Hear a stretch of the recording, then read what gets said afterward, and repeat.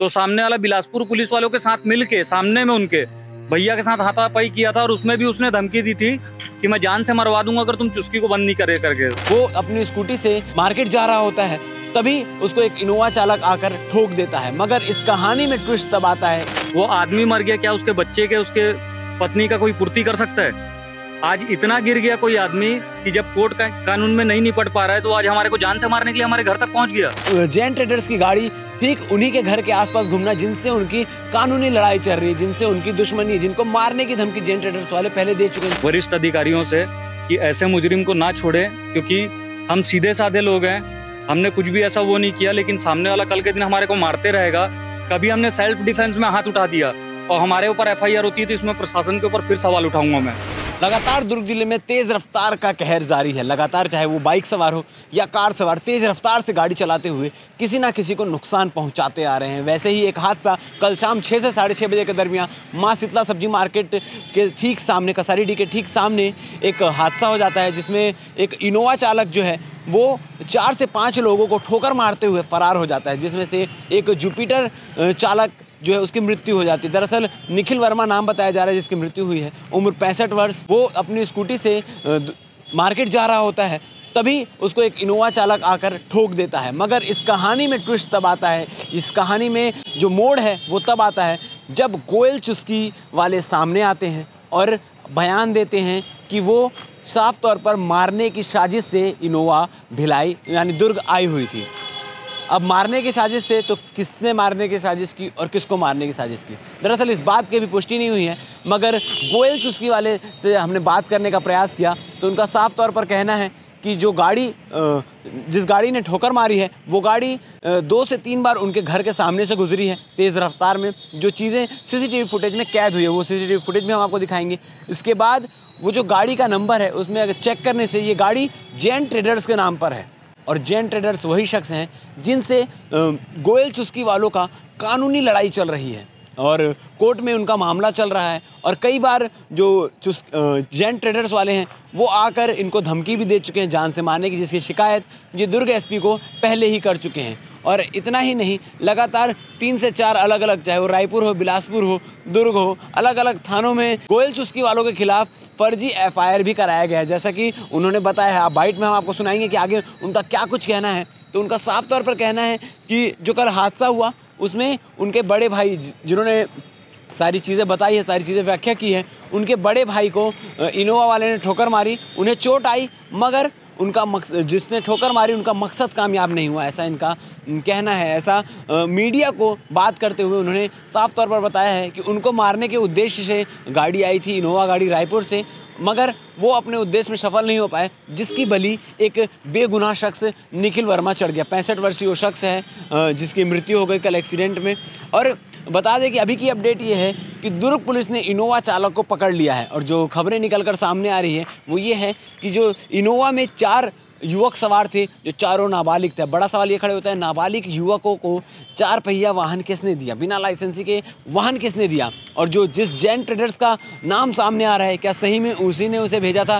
तो सारी चीज़ें सूत्रों के आधार पर जो चीज़ें पता चल पा रही है, जैन ट्रेडर्स वालों का कहना है कि ये मेरी इनोवा कार मैंने महज 15 दिन पहले किसी शख्स को बेच दी थी। अब बेची किसको, और जिसको बेची उसके पास इन 4 नाबालिगों के पास कैसे आई, और गाड़ी बेचने के बाद जैन ट्रेडर्स की गाड़ी ठीक उन्हीं के घर के आसपास घूमना जिनसे उनकी कानूनी लड़ाई चल रही है, जिनसे उनकी दुश्मनी है, जिनको मारने की धमकी जैन ट्रेडर्स वाले पहले दे चुके हैं, जैसा कि बाइट में गोयल चुस्की वाले बता रहे हैं। अगर ये सारी बातें सच है तो ये पूरी सोची समझी साजिश लगती है, मगर ये पुलिस का काम है, ये जांच का विषय है कि क्या चीज़ें निकल कर सामने आती है। अब देखने वाली बात ये होगी कि जैन ट्रेडर्स वाले ने सही में 15 दिन पहले ये गाड़ी किसी को बेची थी कि नहीं बेची थी, और जिसको बेची थी उसने ये गाड़ी नाबालिगों के हाथ में कैसे दी।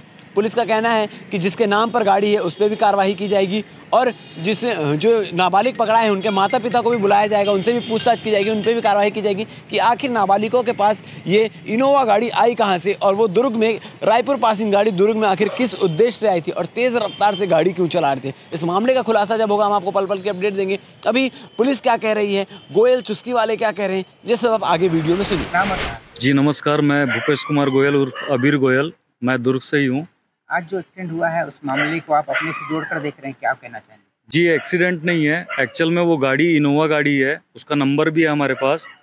वो गाड़ी हमारे घर के पास 2 से 3 बार गुजरी बहुत स्पीड में, जिसका सीसीटीवी फुटेज मैं आपको प्रोवाइड करा सकता हूँ। उसके बाद फिर हमारे बड़े भाई साहब मार्केट तरफ गए थे, बड़े थे आगे। वो सामने वाले की गाड़ी का हम नंबर निकलवाए आरटीओ घर से, इधर उधर से, कि ये गाड़ी किसके नाम पे करके। तो गाड़ी जैन ट्रेडर्स के नाम से रजिस्टर्ड है और जैन चुस्की चाय वाले के साथ हमारी 5 साल से चुस्की शब्द को लेकर लड़ाई चल रही है न्यायालय में। जब सामने वाला वहाँ पर नहीं पुर पाया, सामने वाला जैन चुस्की चाय वाला रायपुर का पार्टी है, मैं दुर्ग में रहता हूँ, हमारे घर के बाहर उनकी गाड़ी का कोई ऐसा ज़रूरत नहीं था आने जाने का और इतना स्पीड में चलाने का।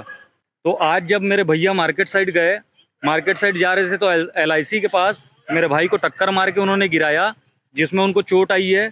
उसके साथ साथ 8-10 गाड़ियाँ जितनी भी सामने में आई सबको उसने ठोका और एक व्यक्ति की मौत हुई है इसमें।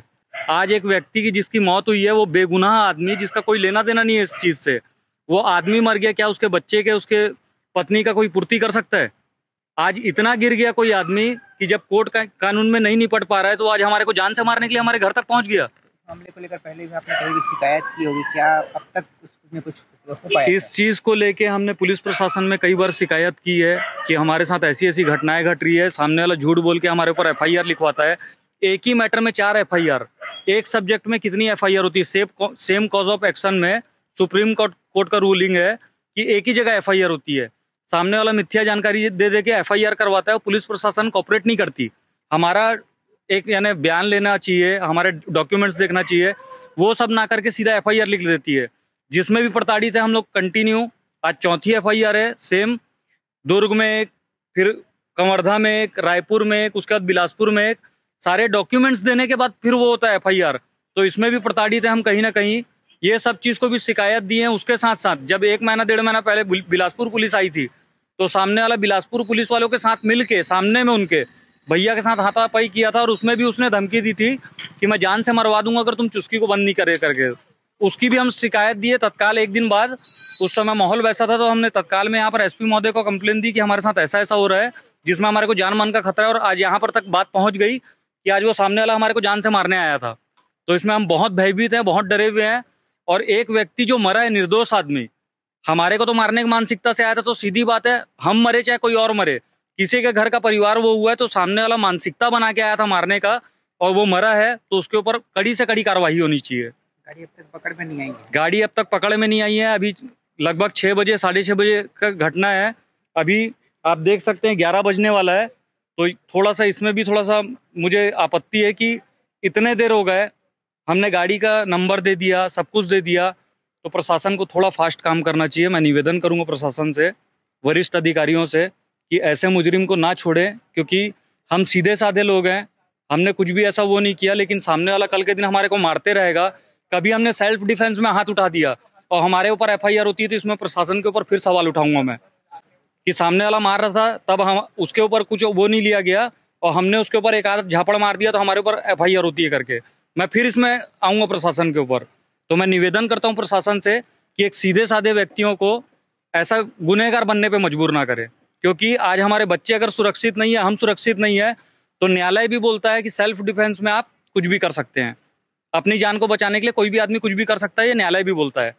धन्यवाद। सर, कल शीतला मार्केट के ठीक सामने एक एक्सीडेंट हुआ है, तो क्या चीज़ें अभी निकल कर सामने आ पाई? करीब 6:30 बजे हमको इन्फॉर्मेशन रिसीव हुई कि वहाँ पे एक एक्सीडेंट हुआ है कार और बाइक का। तो उसको तत्काल हॉस्पिटल शिफ्ट किया गया, जहाँ उसकी मृत्यु हो गई। मृतक का नाम निखिल वर्मा बताया जा रहा है, जिसकी करीब 65 साल उम्र है और वो कर्मचारी नगर का रहने वाला है। सर, कल शीतला मार्केट के ठीक सामने एक एक्सीडेंट हुआ है, तो क्या चीज़ें अभी निकल कर सामने आ पाई? करीब 6:30 बजे हमको इन्फॉर्मेशन रिसीव हुई कि वहाँ पे एक एक्सीडेंट हुआ है कार और बाइक का। तो उसको तत्काल हॉस्पिटल शिफ्ट किया गया, जहाँ उसकी मृत्यु हो गई। मृतक का नाम निखिल वर्मा बताया जा रहा है, जिसकी करीब 65 साल उम्र है और वो कर्मचारी नगर का रहने वाला है। उसमें हमने टीम लगाई और पता चला है कि वाइट इनोवा थी, जो कि वो एक्सीडेंट में शामिल थी और उसको नाबालिग चला रहे थे, 2 नाबालिग अभी तक है। और शुरू जैसे भी वैसे उसमें जी उनके भाई का कि जैन ट्रेडर मारने की साजिश को भेजा उसमें। तो हमने घटनास्थल पे गए और CCTV वगैरह जांच की है। तो एक वाइट कलर की इनोवा जाती हुई दिखी है। एक्सीडेंट की जगह उसमें कवर नहीं हो पाई है, पर एक वाइट कलर की इनोवा जाती हुई दिखी है। तो अब जांच चल रही है, टीम को भेजा गया है, तत्काल ही कुछ पता चलेगा। आवेदन उन्होंने दिया है, इस पर जांच चल रही है, जैसे ही कुछ पता चलेगा हम आपको बताएंगे।